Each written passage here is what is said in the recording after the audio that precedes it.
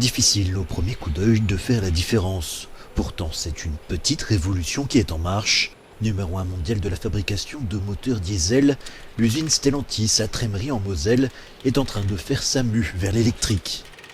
Une évolution naturelle, tant ce carburant n'a plus la cote auprès des conducteurs.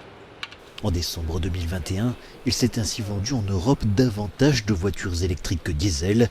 Stellantis a donc dû s'adapter à vitesse grand V. C'est une ligne qui avait été prévue pour 120 000 moteurs à l'année, et qui a déjà été modifiée pour pouvoir faire plus de moteurs.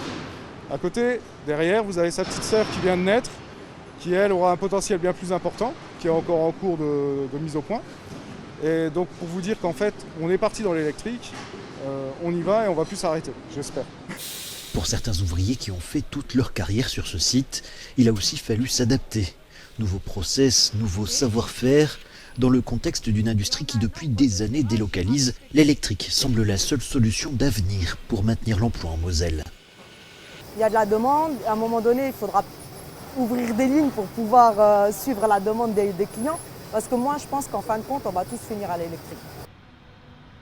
Mais face à la concurrence, notamment asiatique, assurer la production de véhicules électriques en France est-il réellement possible?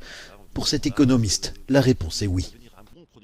C'est lié au fait qu'un véhicule électrique, c'est un peu moins lourd en termes de main-d'œuvre, parce que l'assemblage est plus simple.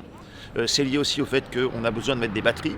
Et comme les batteries, c'est quelque chose de relativement lourd, parce que les batteries sont faites à proximité du site d'assemblage, ça a un sens, puisque les batteries, c'est quand même très consommateur d'énergie et donc très émetteur de carbone.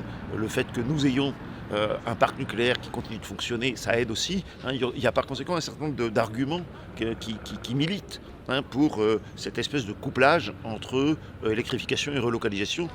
Reste que la fabrication de véhicules électriques ne nécessite pas le même nombre de bras. Selon un cabinet indépendant, d'ici 2030, environ 52 000 emplois liés aux moteurs conventionnels pourraient disparaître, compensés par seulement 20 000 créations de postes.